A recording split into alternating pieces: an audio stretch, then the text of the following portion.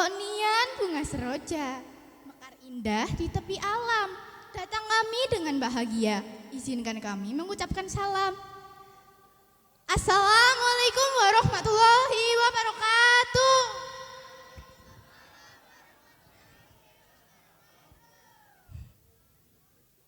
Yang terhormat, Kepala SMA PGRI Gumelar, Ibu Wihartati SE SPD.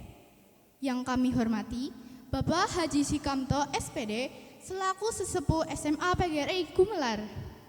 Yang kami hormati, Bapak Ibu Guru SMA PGRI Gumelar, serta karyawan dan karyawati. Seluruh siswa SMA PGRI Gumelar yang berbahagia. Pertama, marilah kita mengucapkan syukur kehadirat Allah Subhanahu wa Ta'ala yang telah melimpahkan rahmat, hidayah, dan inayahnya, sehingga pada hari ini kita dapat berkumpul pada acara gelar karya Proyek Penguatan Profil Pelajar Pancasila, tema Bhinneka Tunggal Ika, SMA PGRI Gumelar, tahun ajaran 2024-2025 dalam keadaan sehat, tidak kurang suatu apapun. Salawat serta salam kita curahkan kepada junjungan kita Nabi Agung Muhammad Sallallahu Alaihi Wasallam yang kita nantikan syafaatnya di hari akhir. Amin ya robbal alamin.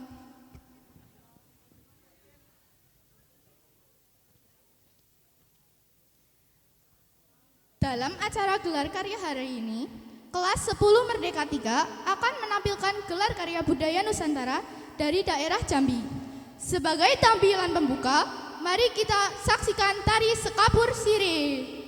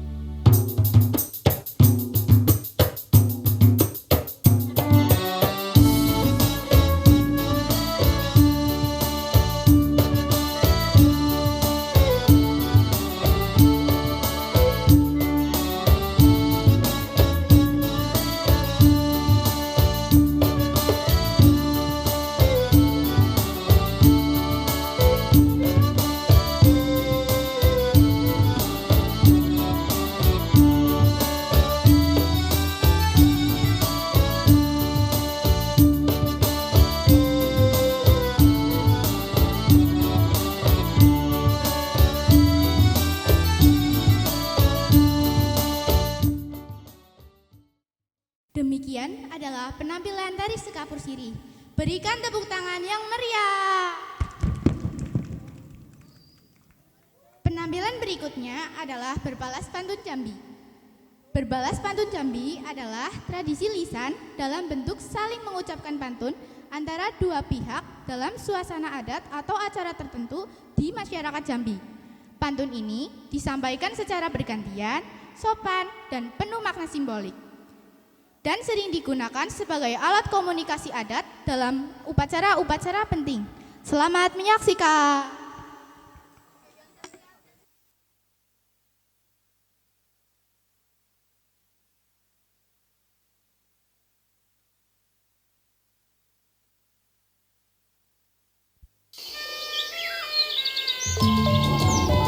Hombim payung gembreng. Teh celup pakai es batu. Oi lu coba tengok tuh. Anak Jambi semua tahu gadis Melayu parasnya elok. Kalau kita memang nak tahu, ayo ke sana kita tengok.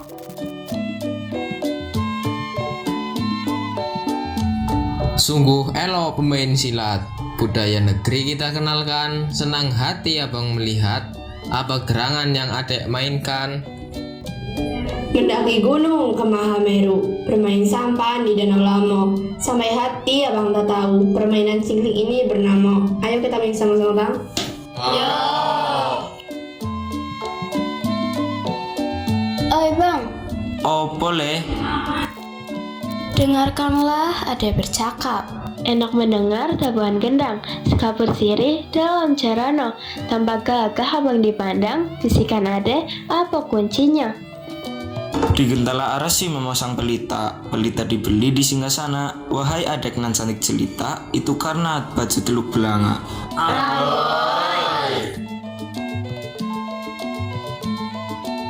Woi le, Opo, Bang? banyak tradisi seni bertutur. Senandung Jolo salah satunya. Adat Melayu Jambi telah mengatur apa nama yang adek pakai di atas kepala. Di Banda ada buah pala, di Sungai Batang hari ikan di Jalo. Ini bernama tengkuluk kepala dipakai gadis kemana-mana. Emang elok nian. Iyo bang, ayo kita pindah main ke sana yuk.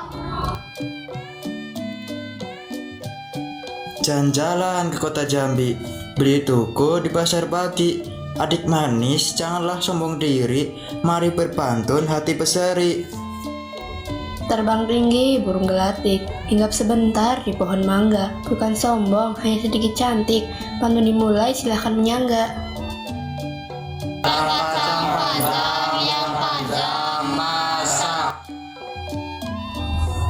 Budaya negeri jangan dilupa, aset negara sangatlah berharga, sumur Nusantara sangatlah kaya. Coba sebutkan apa nama rumah adatnya. Dari Sumatera hingga Papua, budaya ada beragam rupa. Sudah lama kita tak bersua, di rumah kacang laku kita berjumpa.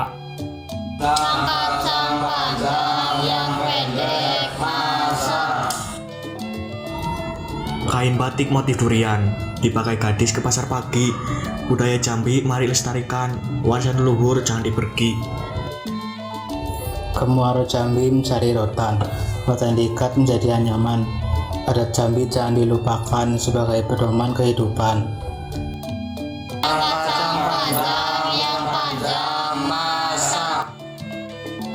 Buah tuku, buah rambutan dijual emak tepi jalan. Budaya Jambi mari kita lestarikan supaya jangan ditelan zaman. Batang hari airnya tenang, tempat mandi anak sapi, tradisi kudiru soko dikenang, simbol persatuan masyarakat Jambi. Candi Moro Jambi elo tetegak, hendak ke sana bersama Yoyo. Harilah sore badan pun litak, ayo pulang kita isi tenaga. Kue khas Jambi namanya rentak, banyak dimakan oleh bangsawan. Kamu semalah letak, ayo balik kita makan kue Pandamaran.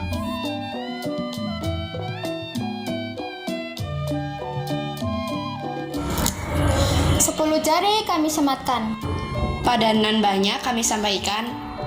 Semua budaya menjadi kebanggaan. Mari bersama kita jaga dan lestarikan.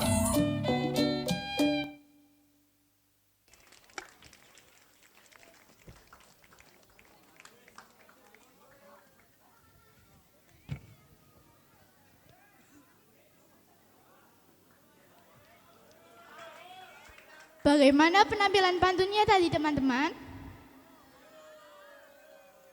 Berilah tepuk tangan yang meriah.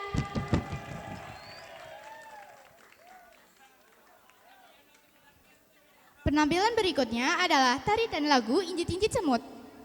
Lagu Injit-Injit Semut merupakan permainan tradisional anak-anak Melayu termasuk daerah Jambi. Lagu bermakna tentang sebuah nasihat dan sikap dalam berkawan. Lirik lagu Injit-Injit Semut menyampaikan pesan bahwa jika menyakiti seseorang di bawah kita, maka kita akan disakiti juga oleh seseorang di atas kita. Selamat menyaksikan.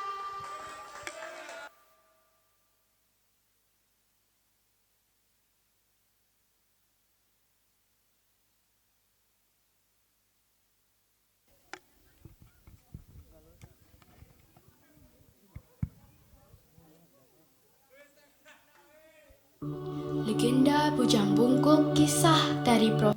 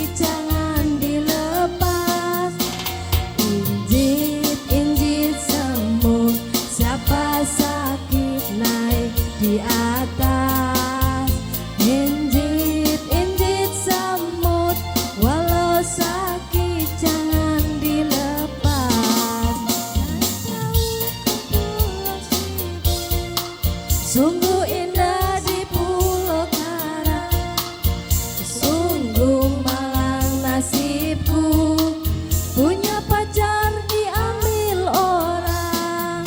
Ramai sungguh bandar Jakarta, tempat orang mengikat janji. Walau pacar tak punya, hati senang dapat bernyanyi.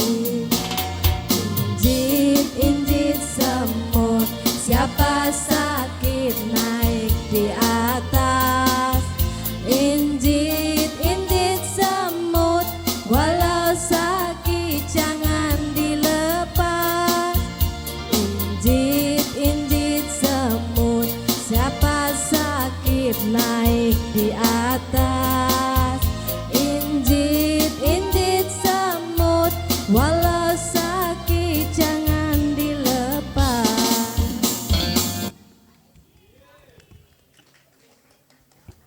Oke, beri tepuk tangan kepada teman-teman kita.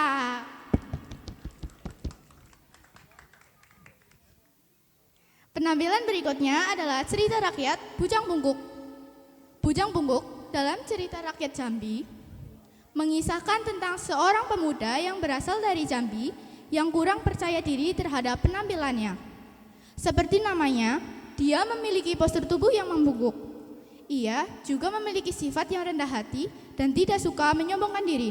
Penasaran dengan ceritanya? Mari kita saksikan penampilannya. Provinsi asal Jambi, provinsi yang terletak di pesisir timur bagian tengah Pulau Sumatera. Pada suatu hari menjelang sore, Bujang Bungkuk pulang membawa kayu bakar yang telah ia kumpulkan dari hutan. Tak sengaja di perjalanan, ia bertemu dengan salah seorang nenek tua yang meminta pertolongannya.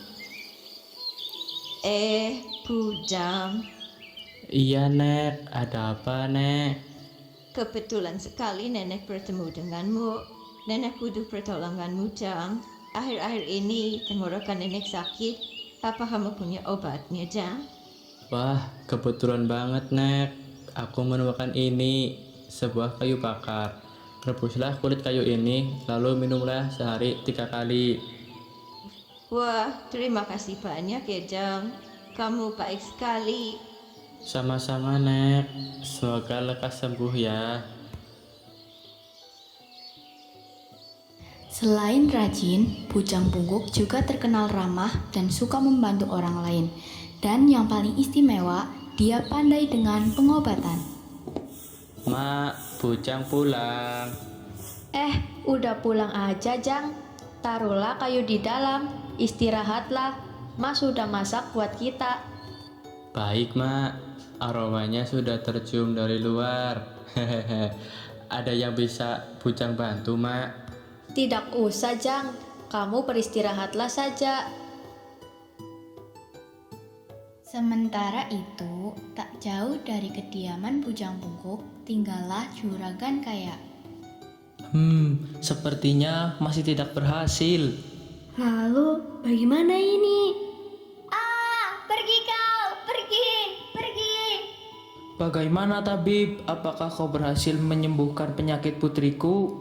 Mohon maaf, Juragan Ali, saya sudah berusaha sebaik mungkin. Namun, penyakit putri Anda sangat aneh.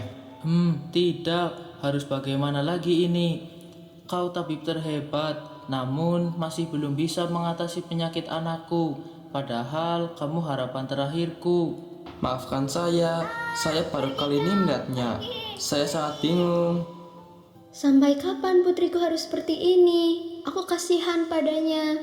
Setiap malam, ia selalu kesurupan seperti orang gila. Ketika matahari menyingsing, sang putri kembali normal. Keadaan ini telah berlangsung berbulan-bulan, dan akibatnya kondisi sang putri semakin melemah. Kondisi yang telah berlangsung kian lama membuat Juragan Ali mengumpulkan seluruh orang-orang dari desanya. Segera ia mengumumkan sayembara di depan seluruh penghuni desa.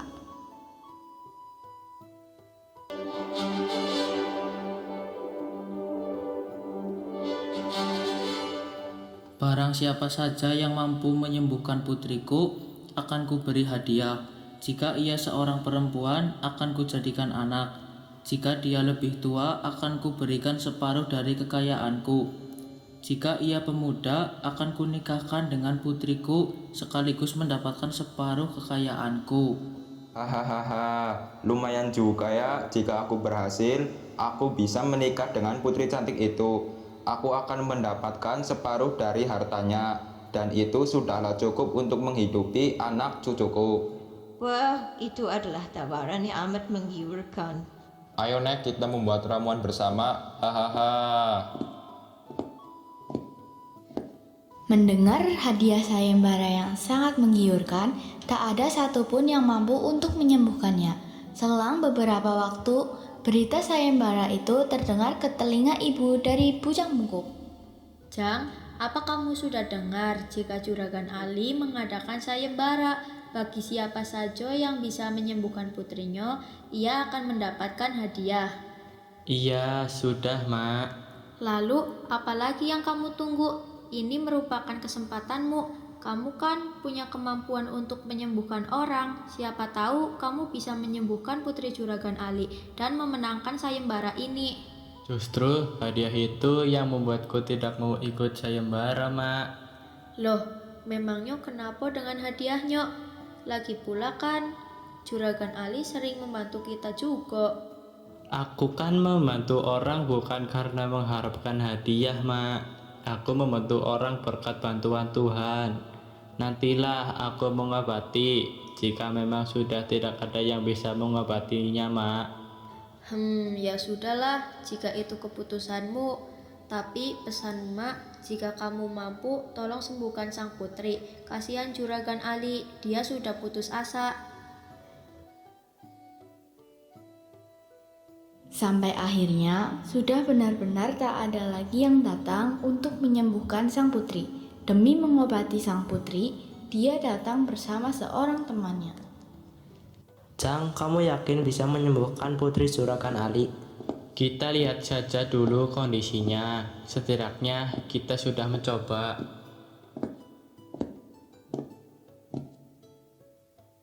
Sesampainya di rumahnya, Juragan Ali, Bujang Bungkuk, dan temannya pun masuk lalu mengucapkan salam. Assalamualaikum. Waalaikumsalam. Loh, Bujang, lama sekali tidak bertemu. Kemana kau akhir-akhir ini? Maaf jika saya baru datang kemari. Saya sangat sibuk membantu emak. Kau sudah mendengar kabar tentang putriku. Sudah banyak orang yang sudah berusaha untuk menyembuhkannya, namun tidak ada yang berhasil. Itulah mengapa saya kemari dengan teman saya. Teman saya ini akan berusaha menyembuhkan Putri Juragan Ali. Tapi sebelumnya izinkan saya dan teman saya untuk melihat Tuan Putri. Silahkan saja, putriku sedang tertidur saat ini. Setelah dipersilahkan oleh Juragan Ali, Bujang Bungkuk pun segera memeriksa kondisi sang putri. Tatapannya kosong. Interaksinya juga cukup kuat. Akan kusiapkan dulu obatnya sepulang dari sini nanti. Aku yakin kamu bisa menyembuhkannya, Jang. Namun, kenapa tadi kamu mengatakan jika aku yang menyembuhkannya, Jang? Ya sudahlah, yang penting ia bisa sembuh. Setelah mengecek kondisi sang putri, Bujang Bungkuk dan temannya pun segera memberitahukan kondisi sang putri kepada Juragan Ali. Maaf Juragan, kami sudah melihat kondisinya. Sepertinya ada yang mengirimkan sihir kepada Tuan Putri. Ya Tuhan, apakah putriku masih bisa sembuh? Lalu, apa yang akan terjadi? Bagaimana ini ya Tuhan? Jangan khawatir Tuan, Nyonya. Tidak ada penyakit yang tidak bisa disembuhkan. Jangan lupa berdoa untuk kesembuhan Tuan Putri. Temanku ini yang akan membawakan obatnya. Kami permisi izin pamit untuk menyiapkan obatnya. Terima kasih Jang, hati-hati di jalan ya. Saya tunggu obatnya segera ya, anak muda. Sepulang dari rumah Juragan Ali, Bujang Bungkuk bertugas menyiapkan obat-obatan dan mencampur seluruh bahan. Bujang Bungkuk terus-menerus berdoa. Ya Tuhan, izinkanlah obatku ini menyembuhkan Putri Juragan Ali. Keesokan harinya, Bujang Bungkuk memberikan obatnya kepada temannya. Berikan obat ini kepada Juragan Ali. Minumkanlah ramuan ini kepada putrinya. 3 teguk 2 kali sehari. Lalu usapkanlah pada wajahnya sedikit. Baiklah Jang, kau sendiri bagaimana? Kau tidak ikut ke sana? Tidak, aku harus membantu emak di sini. Teman Bujang Bungkuk segera ke rumah Juragan Ali untuk menyerahkan ramuan obat itu. Ia juga menyampaikan pesan dari Bujang Bungkuk. Terima kasih nak, akan ku coba ramuan ini. Kalau begitu saya pamit dulu. Semoga Tuan Putri lekas diberi kesembuhan. Juragan Ali pun memberikan ramuan itu kepada putrinya. Hari berganti hari, penantian Juragan Ali pun terkabul. Keadaan putri Juragan Ali semakin membaik. Wah, ayah, ibu, aku sudah sembuh. Syukurlah anakku, ibu sangat senang. Besok, ayah akan memanggil orang yang telah mengobatimu. Keesokan harinya, Juragan Ali memerintah teman Bujang Bungkuk untuk pergi ke rumahnya. Apakah benar dia yang telah mengobatiku? Benar putriku. Wah, terima kasih Tuhan telah membantu saya. Jangan sungkan Tuan Putri, saya senang melihat Tuan Putri sembuh seperti itu. Seperti janjiku, kau telah menyembuhkannya. Kau akan menikah dengan putriku dan mendapat separuh kekayaanku. Tapi juragan... Tapi apa? Sudah, jangan sungkan. Ini janji sesama laki-laki. Besok kita akan menyiapkan pernikahan kau dan putriku. Inilah yang aku khawatirkan. Ternyata benar dugaanku. Bujang menyuruhku menggantikannya sekarang karena ini. Tapi aku tidak bisa menerimanya karena bukan aku yang berjasa. Bagaimana ini? Juragan, masalahnya yang menyembuhkan putri juragan bukanlah saya. Saya hanya mengantarkan ramuannya saja. Pembuat ramuan itu sebenarnya Bujang Bungkuk, bukan saya. Hah? Bujang Bungkuk? Lalu di mana dia? Tolong panggilkan dia. Bujang Bungkuk dipanggil ke rumah Juragan Ali. Sesampainya di sana, dia menjelaskan alasan mengapa ia tidak mengaku bahwa ia yang telah menyembuhkan putri Juragan Ali. Mohon maaf Juragan, bukannya saya bermaksud untuk menolak, tapi saya tidak mengharapkan imbalan. Lagi pula dengan kondisi saya tidak pantas bersanding dengan putri yang sangat anggun. Kata siapa tidak pantas? Mari kita tanyakan putriku. Putriku, apakah kamu bersedia bersanding dengan Bujang Bungkuk? Tentu saja ayah, ia telah menyelamatkan nyawaku. Selama sakit, aku belajar banyak hal. Orang-orang yang dulu menyukaiku meninggalkanku. Mereka menganggapku aneh. Mereka takut padaku dan hingga pada akhirnya tidak mau bertemu lagi denganku. Tapi Tuan Putri, aku hanya tuan buruk rupa. Nantinya hanya akan membuat putri malu. Apakah kamu tidak benar-benar paham, Tuan? Aku tidak memandang orang dari rupanya, melainkan hatinya dan sungguh orang rendah hati. Nah, kamu dengar sendiri kan? Dia bersedia menikah denganmu. Segera saja kita adakan pesta pernikahan. Tak selang beberapa lama, pernikahan Bujang Bungkuk dengan Putri Juragan Ali pun diselenggarakan. Bujang Bungkuk nampak bahagia bersanding dengan Putri Juragan Ali. Sekalipun menikahi orang kaya, namun Bujang Bungkuk tetaplah rendah hati dan mau membantu orang lain. Ia pun disegani orang-orang. Selamat atas pernikahannya ya anakku. Kamu harus menjadi suami yang setia. Iya Ma, Ingat pesan emak. Bujang janji akan menjaga putri Juragan Ali. Ibunda bahagia sekali. Akhirnya putriku menemukan pria yang tepat untuknya.